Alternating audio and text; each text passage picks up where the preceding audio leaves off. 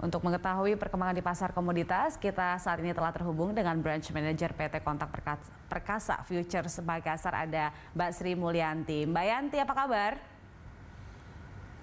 Baik, Mbak. Iya, Kabar Mbak Yanti. baik. Iya, Mbak Yanti, ini harga komoditas tampaknya baik begitu dan juga pasarnya cukup bagus saat ini, trennya kenaikan begitu, sentimennya apa saja?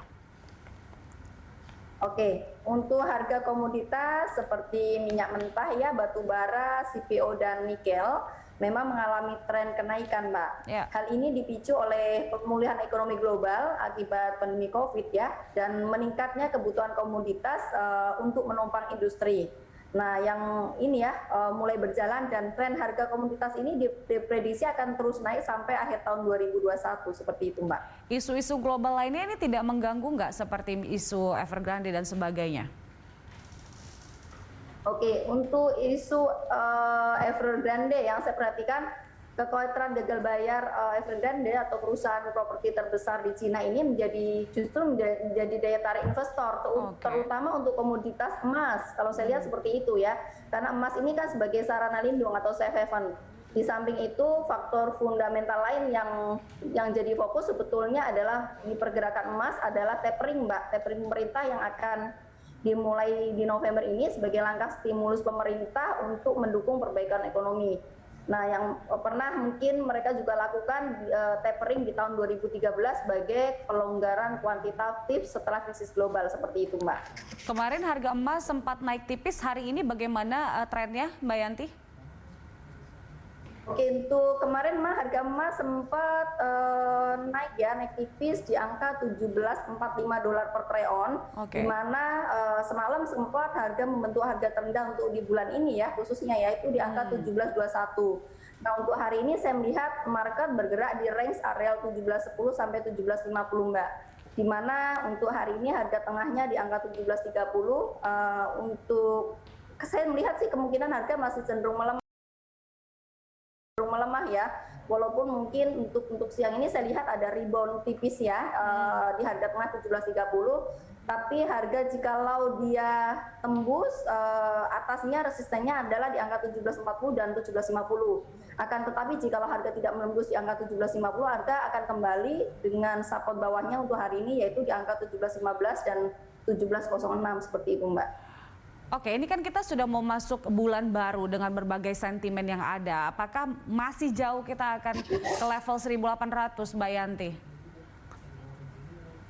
Oke, untuk bulan ini kan ini untuk akhir bulan ya, karena kalau saya lihat kan pasar masih tadi fokusnya yaitu tapering pemerintah. Yeah. Nah, sedangkan saya lihat tapering ini masih dipertahankan ya, masih ditahan karena beberapa faktor yang dilihat. Yang pertama itu kemarin adalah yang melihat tenaga kerja di Amerika memang belum membaik ya. Yang kedua tingkat suku bunga Amerika yang masih di bawah seperti itu, Mbak. Jadi saya lihat pasar ini cenderung mungkin turun, tapi dia rebound, kenaikannya masih tertahan seperti itu, Mbak. Oke, kenaikannya masih tertahan. Nah, ini untuk harga CPO seperti apa, Mbak Yanti, trennya? Oke, untuk CPO kemarin saya lihat kan dia sempat naik ya. CPO saya melihat kemarin justru ekspor Malaysia sama Indonesia itu mengalami, saya melihat penurunan harga karena negara importir sudah memiliki stok sehingga ekspor turun karena permintaan juga turun seperti itu. Selain itu COVID juga masih menyebar, membuat perkebunan sawit terbengkalai ya pekerjaannya dan masih cenderung berhati-hati, Mbak. Nah, yang kedua, kondisi ini lebih dimanfaatkan oleh spekulan. Ditambah The Fed yang akan melakukan tadi yang saya sampaikan tapering yang diikutin kemungkinan kenaikan tingkat suku bunga di awal tahun 2020 ya rencananya ya. Dan di kuartal 3 dan 4 ini kemungkinan harga CPO akan berfluktuasi berkisar antara 4.000 per troy ounce ya, sampai ringgit per troy ounce, dan turun di kisaran 3.900 ringgit per troy ounce di akhir tahun. Nah, harga akan diprediksi naik kembali di atas Rp4.000 per treon bersamaan dengan musim dingin di akhir tahun, seperti itu, Mbak. Nah, rekomendasi Anda bagi para trader saat ini untuk masuk ke CPO, apakah sudah bisa akumulasi beli atau tunggu dulu, Mbak Yanti? Oh, untuk CPO saya rasa ini sih kesempatan untuk kita justru untuk membeli ya. Ya. Apalagi kemarin saya melihat untuk ada moratorium ya lahan sawit di Indonesia yang resmi berakhir ya kemarin ya.